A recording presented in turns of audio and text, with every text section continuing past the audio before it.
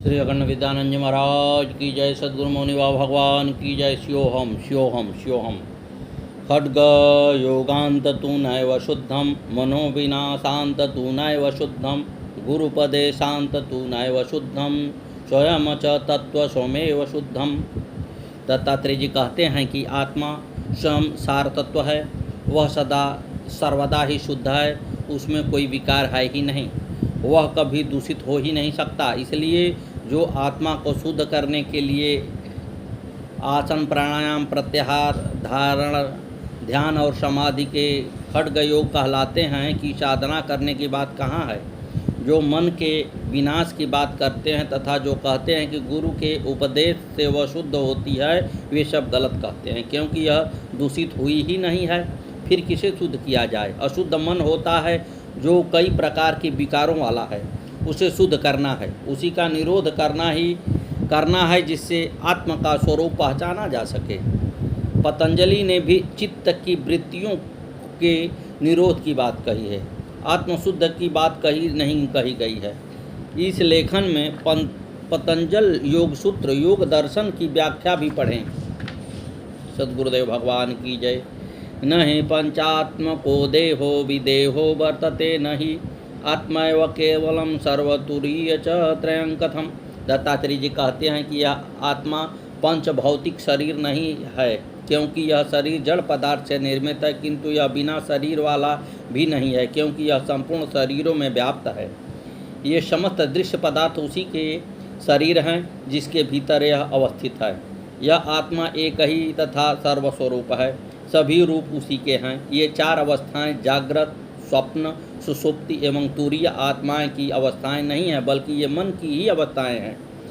न बुद्धो नैव मुक्तो अहम, न चाहं ब्राह्मणं पृथक, न कर्ता च न च भोक्ता हं व्याप्तं व्यापं वर्जितः।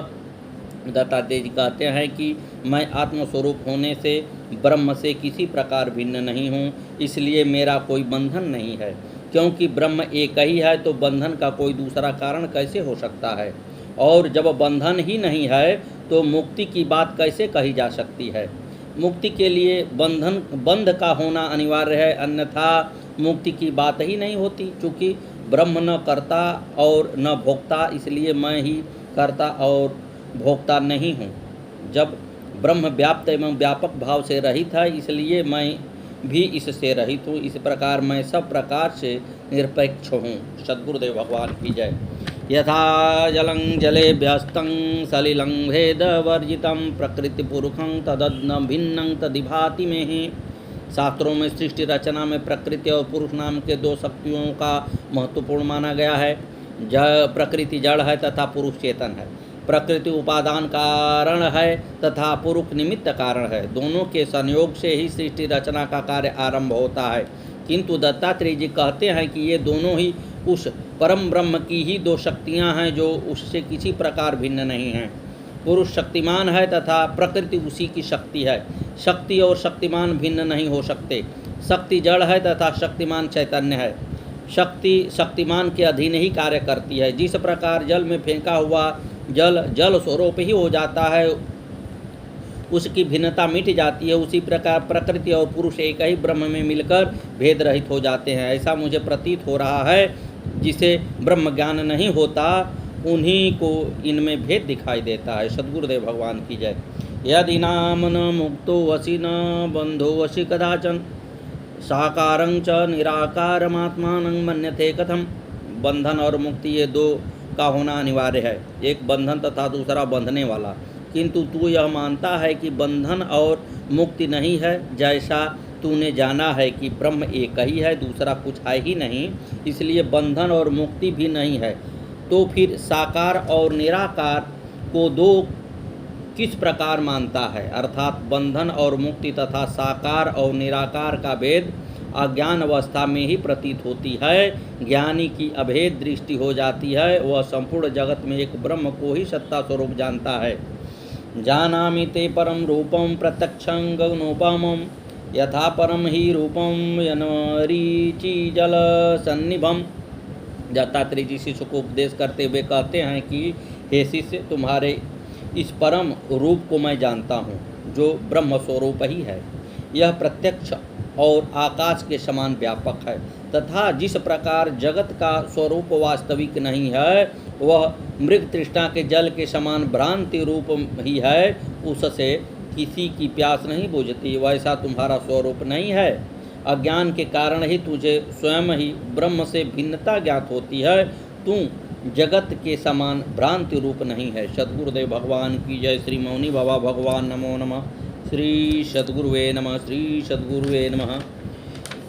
एक विचित्र घटना का जिक्र करते हुए बताते हैं कि उस समय गुरुदेव मौनी बाबा भगवान खैरपुर में देव प्रकाश के घर ठहरे हुए थे। सोदान सिंह बृहस्पतिवार को 30 किलोमीटर वाली परिक्रमा लगाते हुए मौनी बाबा के दर्शन को पहुँचे तो बाबा ने इनसे पूछा, अरे जन्मभूमि चली? ये बोले हाँ जी। तो मौनी बाबा बोले, हम तो कल चले जाएंगे, तू रेल से बैठकर आ जाना। सोदान सिंह और उनकी घरवाली खुर्जा जंक्शन से गोमती में बैठ गए।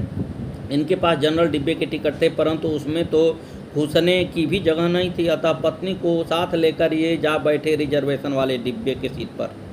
कानपुर से पहले ही एक टिकट चेकर आया। इन्होंने टिकट दिखाया तो वह बोला 120 रुपया जुर्माना लगेगा। सोदान ने पूछा, हमने ऐसा क्या किया जो जुर्माना लगाते हैं? टीटी बोले, ये सीट रिजर्वेशन की है जिस पर तुम बैठे हो। सोदान सिंह अपनी घरवाली से बोले, चलो नीचे बैठ जाते हैं।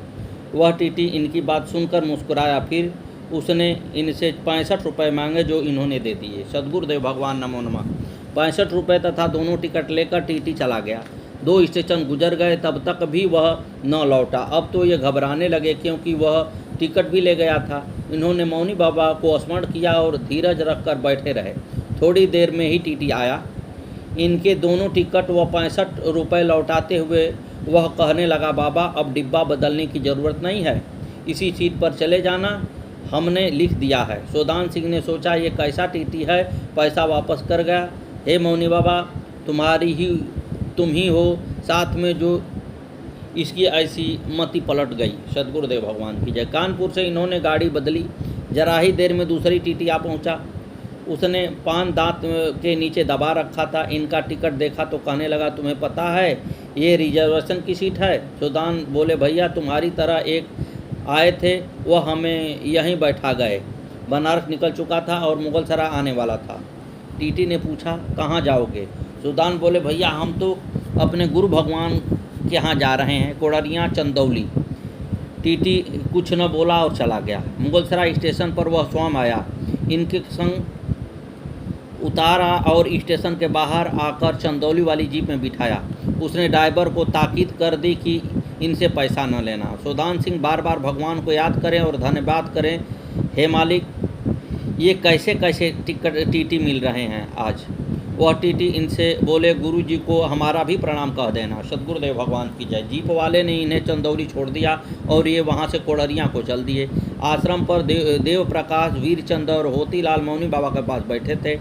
उन लोगों ने इनको बताया कि तुम आश्रम से जरा ही दूर रहे होगे कि मौनी बाबा तुम्हारा जिक्र करते हुए कहने लगे, अरे सोदान आवत हुई पठुरी से, बड़ो परेशान हुई। टीटी आई ने 2 जगह पकड़ ली। तभी सोदान सिंह व उनकी धर्मपत्नी आते दिखाई पड़े। मौनी बाबा मूढ़े से उठकर ऊपर को चले।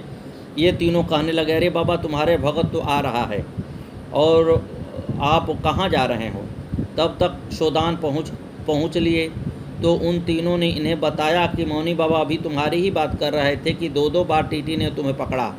सोदान सिंह ने उन्हें पूरी घटना बताई तो सभी समझ गए कि मौनी बाबा ने ही उनकी मदद की। सद्गुरुदेव भगवान की जय। ऐसे दयालु और कृपालु सद्गुरुदेव हैं।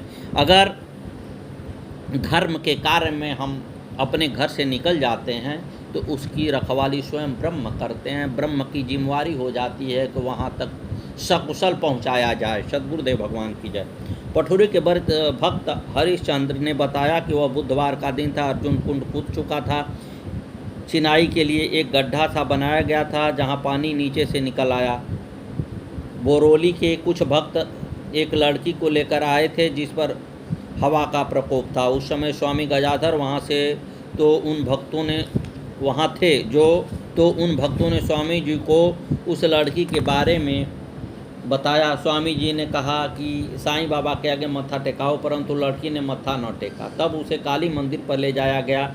उस लड़की ने मत्था टेक कर माँ काली को नमन किया। फिर वह साईं बाबा के यहाँ विनती करने को बैठ गई। वह शांत हो गई और हवा गायब हो गई। स्वामी जी ने फिर कहा कि लड़की को कुंड में नहला लाओ या हाथ पर धुलवा लाओ। वे लोग वहाँ पहुँचे तो कुंड में मगरमच्छ का बच्चा दिखाई दिया, जिसके आसपास चिड़िया उड़ उड़ कर शोर मचा रही थी। वे लोग मगरमच्छ से भयभीत होकर भाग आए। स्वामी गजाधर जी को बताया गया कि वहाँ तो मगरमच्छ का बच्चा है। हरिश्चंद्र स्वामी गजाधर जी से बोले, चल कर देखें बाबा, इन्हीं को दिखाएंगे या हमें भी कुछ दिखाएंगे। ये दोनों गए, परंतु इन लोगों को मगरमच्छ दिखाई न दिया। पानी में घुस कर भी देखा, परंतु मगरमच्छ न मिला। अगले दिन बृहस्पतिवार था। मौनी बाबा की गाड़ी आई। मौनी बाबा ने उस दिन गाड़ी भंडारे के कमरे के पीछे ताल के बगल में खड़ी करवा ली।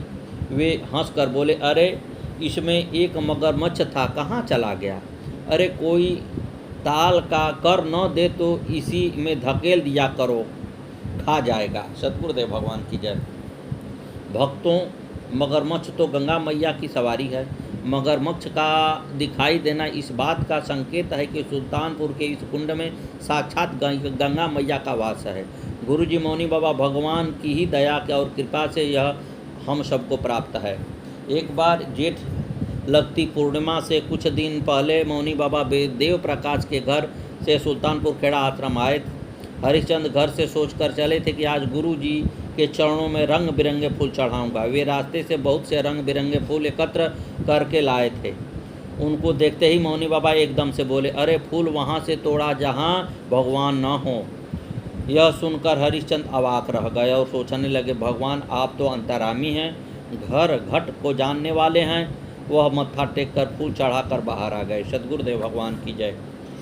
ग्राम पठुरी के दो व्यक्ति, जिनका दोनों का नाम मंगी पंडित जी ही था, मौनी बाबा के भक्त रहे। एक गोरे थे और एक काले। अतः मंगी पंडित जी काले और मंगी पंडित जी गोरे के नाम से पहचाने जाते थे। मौनी बाबा से अपनी प्रथम मुलाकात का वर्णन करते हुए काले मंगी पंडित जी बताते हैं, हमारी एक बहन थी, उसके बच्चे जीवित नहीं रहते थे। उसके लड़की हुई तो उसने मन्नत मांगी कि यदि बच्ची जीवित रही तो 5 वर्ष की होने पर वे उसे भोजताल पर नहाकर लाएगी।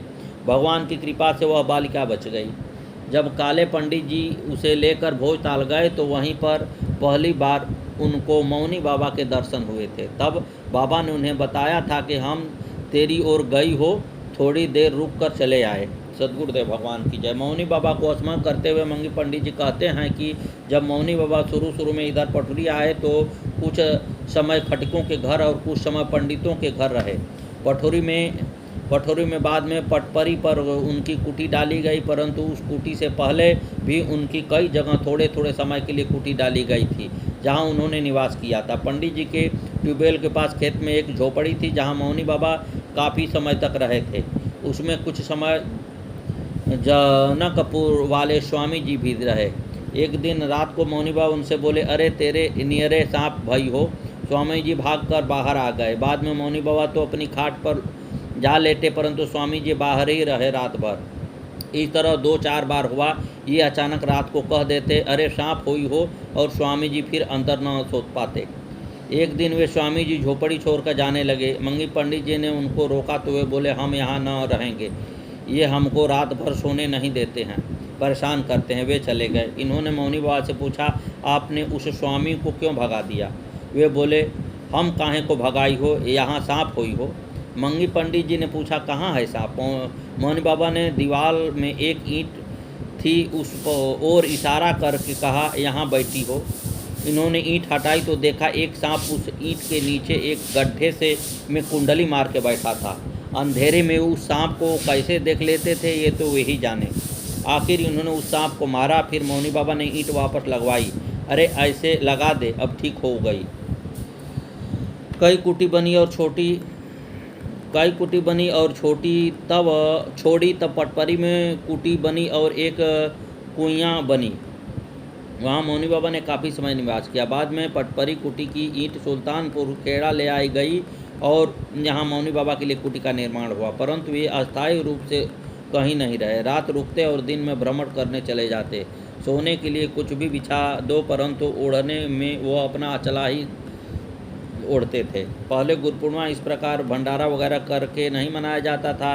गुरु पूर्णिमा पर गुरु पूजन हुआ करता था। पटोरी में इस प्रकार का गुरु पूजन कई बार हुआ। ऐसी भंडारे के साथ गुरु पूर्णिमा का आयोजन सबसे पहले शिकारपुर चौधरी एंड्रू साहब ने कराई थी। सदगुरुदेव भगवान की जय। मंगी पंडित जी ने बताया कि बनवारीपुर खैरपुर में कुछ लोग मौनी बाबा को शुरू में ढेले मारते थे कि देखो कैसा पहलवान चट्टा जा रहा है, बड़ा महात्मा बना है। उस समय बाबा लंगोट पहनते और अचला लेपते थे। वे शरीर से हृष्ट पुष्ट थे। तब इन लोगों के बच्चे भी मौनी बाबा को ढेला मारते और पीछा करते, वह हंसी उड़ाते थे। मौनी बाबा ने किसी को कभी भी कुछ नहीं कहा, वे चुपचाप अपनी राह जाते। वार्तालाप के दौरान मौनी बाबा ने बताया, अरे हमारे गुरु तो हमें मंत्र देकर चल गए, हमने तो फिर कभी उनके दर्शन ही न किए।